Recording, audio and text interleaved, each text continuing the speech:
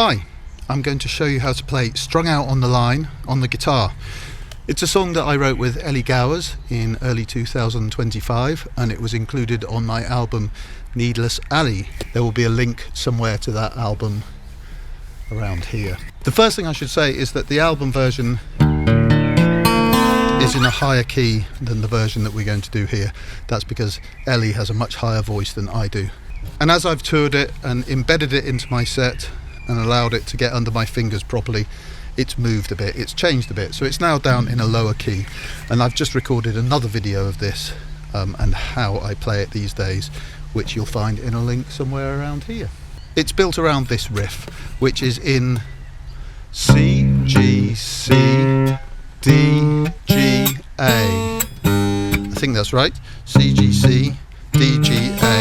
Very briefly, the thing to say about that is it's Martin Carthy's tuning. I wrote a lot of this album in Martin Carthy's tuning because when I was touring with him, he was complaining that nobody ever uses it. So I wrote a whole bunch of songs in it just to show him it can be done and that somebody's listening. Yeah, CGCGDA, CGCGDA. And if you wanted to play it against the album version, it would be DADEAB, I think. Is that right? It's so confusing. It's built around this riff anyway.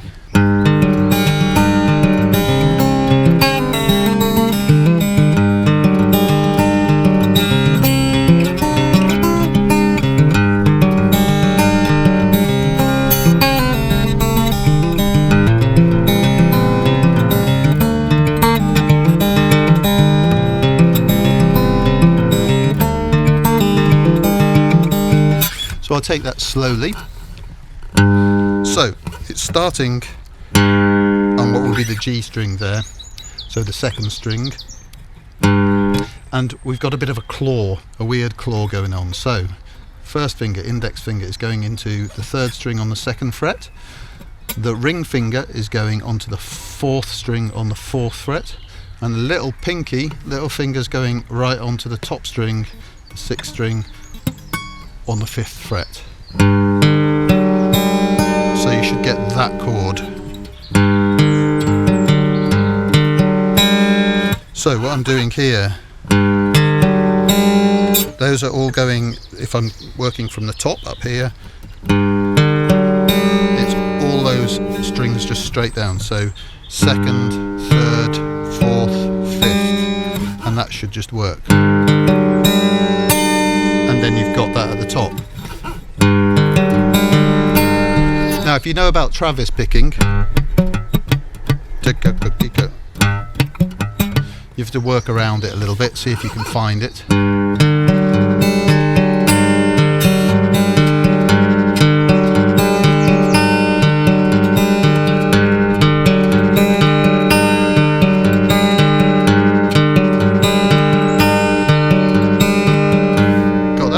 So, now next chord, I'm going to have the open very bottom string, first string, and then I've got the open third string, so we've got two C's there, and then first finger on the second fret, fourth string, ring finger, top string, third fret. So you should get that chord.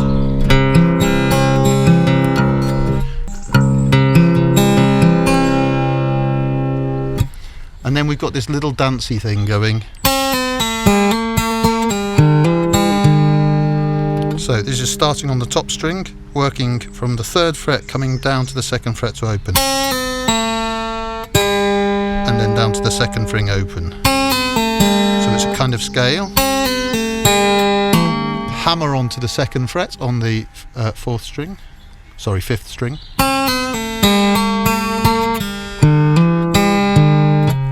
So,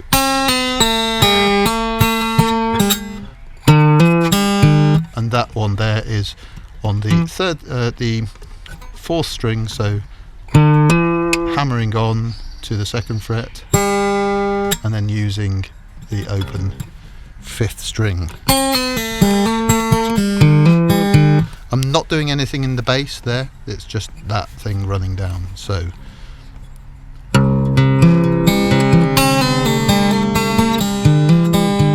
do that again.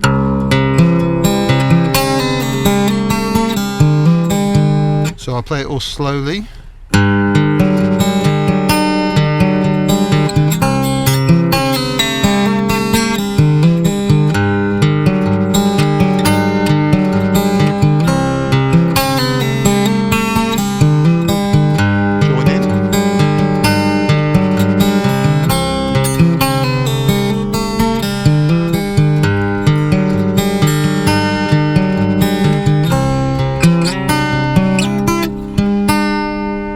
So that little tail end bit, I'm starting in that position again. So we've got that chord, first finger, second fret, fourth string, ring finger up in the top.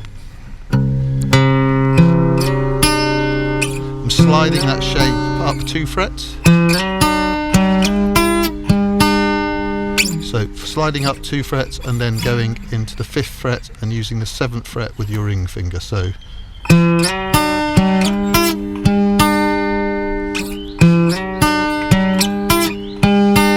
it's only on 2 strings there, but you've got that note ringing out at the bottom. So if we take it,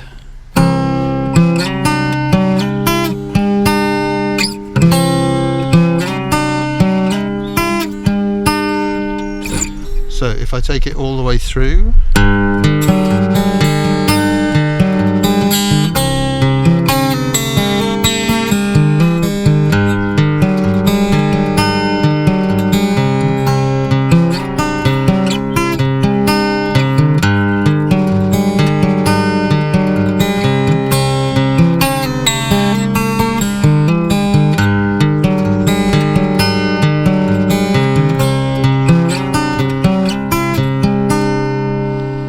there's another bit to this riff. So if I'll play it a little faster so you can hear it.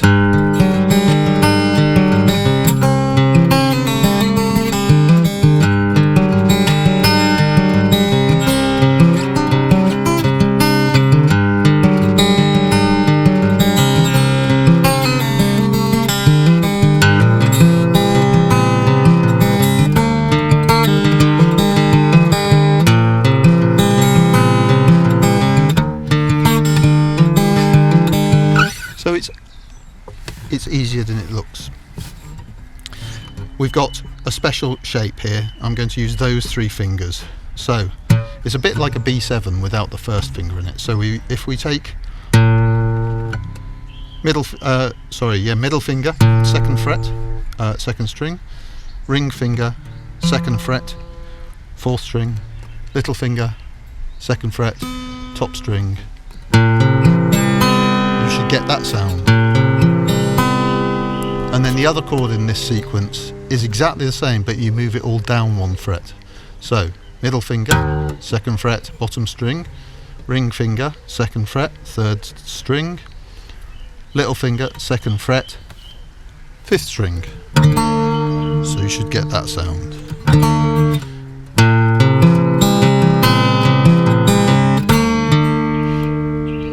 So just a simple move of the fingers.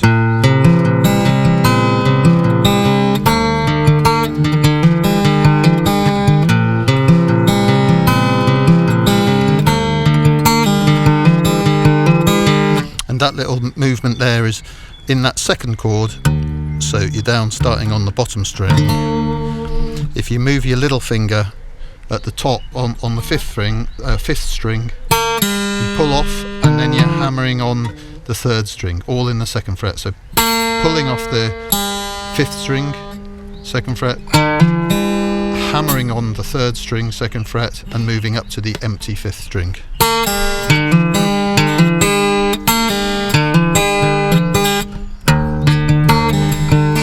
But this one you do need to be able to roll the thumb in that Travis picking way at the same time.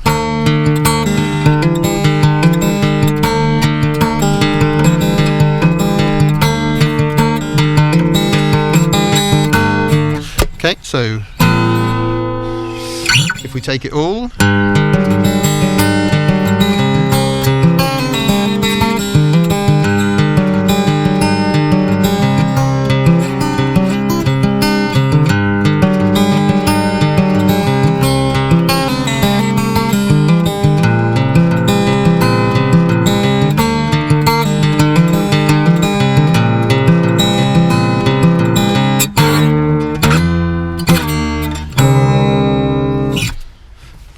So we've got the first riff. Now, verse is relatively simple. I'm just using that first chord but without the top finger, the little finger. Heard you'd settle down. And I'm sliding there just to a single finger chord. So that's 3rd string, 1st finger, 4th fret. You should get that beautiful chord.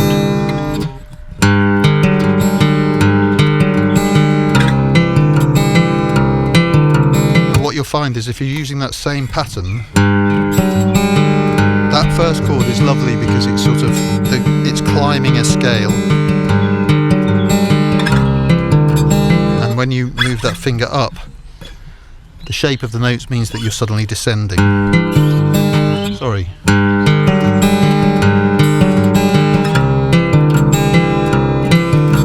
You can hear I'm not moving my finger picking pattern at all, it's just the way that the strings are laying out beneath the fingers. Somebody asked me recently what's a key to finger picking well, and I think open tunings are really important, or alternative tunings are really important, because they lay different notes beneath your fingers so that you'll play different scales just by doing them, which make it sound much more interesting probably than it actually is. Heard that you'd settled down. How do you leave this town? As for me, I'm still here. See, I'm just using that same pattern. Same pattern with that kind of B7 type shape. As for me, I'm still here. Chasing down the memories through the years. Chased you down a dusky lane until you hopped the garden gate, and where the old river flows, that's where I ran out of road. All I'm doing there is following that shape up to the 4th, sliding back down, and then open.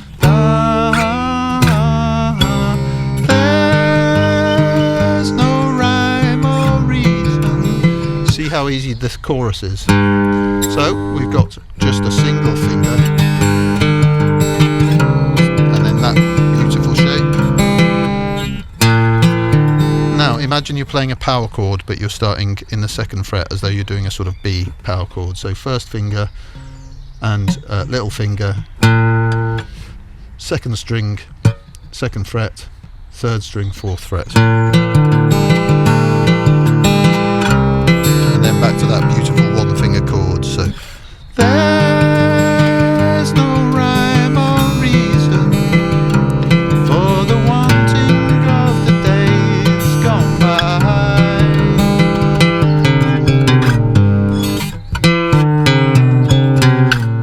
That's a hard one to teach.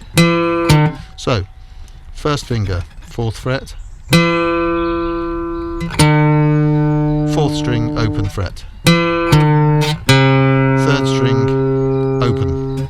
So all I've done there is just use 1 finger, and then I hammer on 2nd string, 4th fret, open string, open 3rd string, and then coming down the run on the 2nd string, 4th, 2nd, empty.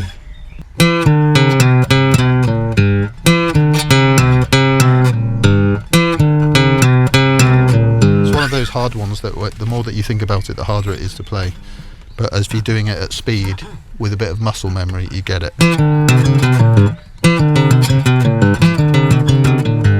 So there's no rhyme or reason for the wanting of the days gone by, turning through the seasons. We're just memories and memories in time. Patterns fade. So what we've got got here, same B7 shape, but on the starting on the bottom string. So you should have this chord. Patterns fade. Little finger moving down from the 5th fret on the 5th string to the 4th fret on the 5th string. Open top string, open 2nd string. So the great thing about this tuning is that suddenly you find all these lovely little scales just sitting under your fingers. Patterns change and I'm strung out on the line. And we're back to the beginning again. So I'll give you that chorus again. There's no rhyme or reason for the wanting of the days gone by. Turning through the seasons, we're just memories of memories in time. Patterns fade, I'm strung out on the line.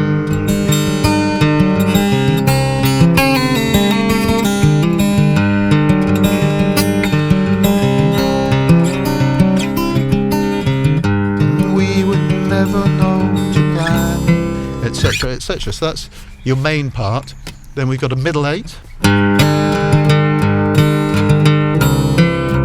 Wonder what I'd change. So how am I doing that? There's the hammer-on thing I've just mentioned. There's that single finger chord again, that beautiful one with the bottom open. And then wonder what I'd change. I'm zooming all the way up to 5th, 7th, 9th fret, and I'm just using my middle finger, my ring finger. I'm sticking them on the 1st and the 3rd string in that 9th fret. You should get that beautiful open chord. And then after that I'm coming back down but into a 7th. So open G string, so open 2nd string, 1st finger, 2nd fret, 3rd string, ring finger, 3rd fret, 4th string. Should get that lovely 7th. So wonder what I'd change. Okay, that nice little one finger chord again. If I had my way. So we're using that sort of B7ish shape up in the 5th fret. Way. Single finger chord again. Would I have my way? Would it make the same mistake? And then at the end of that I'm just leaving it all open. So we'll do that middle bit again.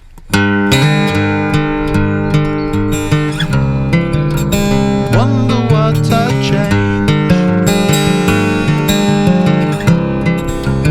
if I had my way.